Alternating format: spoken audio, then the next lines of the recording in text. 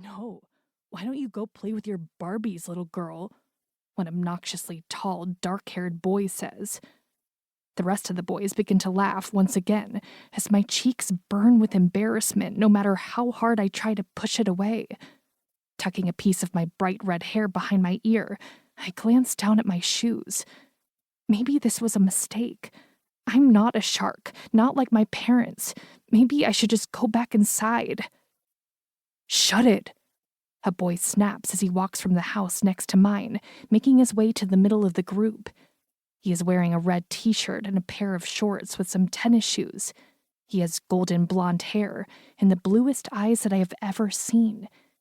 They look just like the ocean that my parents took me to yesterday when we first got to this coastal city.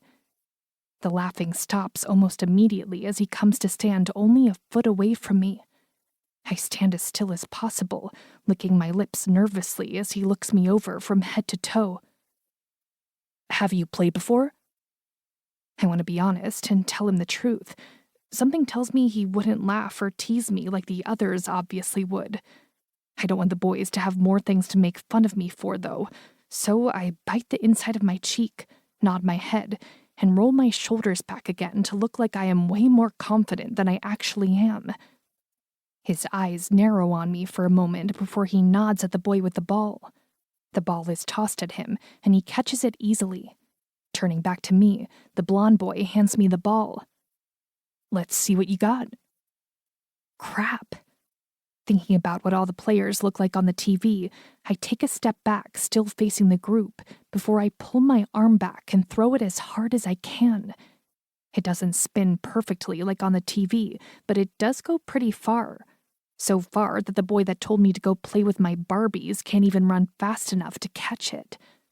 The boys that were laughing at me all look at me with wide eyes and opened mouths, while the blonde boy turns to me with a wide smile that makes his eyes twinkle like shining stars.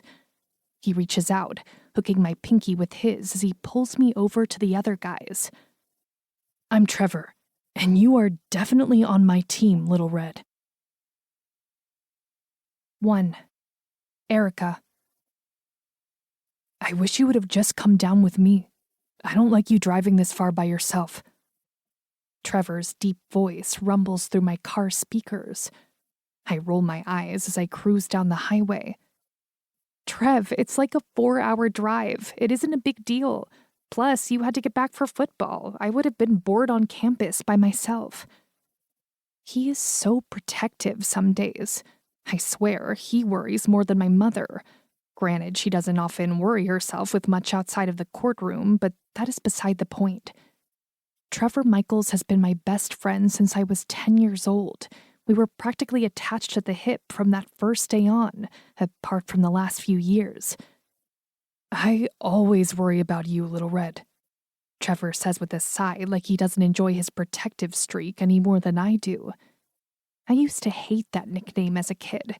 I was so self-conscious of my bright red hair. It was just so different than everyone else I knew. Both of my parents were natural blondes, and I was just the odd redhead of the Pembroke family. "I know. Who needs an overbearing big brother when I have you?" I joke.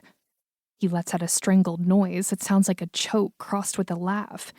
I hear him mutter something along the lines about me having a smart mouth, but I don't hear it well enough to know for sure. Though we are just friends now, it wasn't always like that. Trevor is your perfect all-American boy, always has been. He comes from a good family, has a huge heart, and is the football superstar that every teenage guy wishes he could be. He is devastatingly handsome with his blonde hair, blue eyes, and athletic build. Pair that with a smile that has girls throwing their panties at him during games. Literally, that happened one time. And he is practically irresistible. I would have had to have been blind not to notice how attractive my best friend had gotten over the years.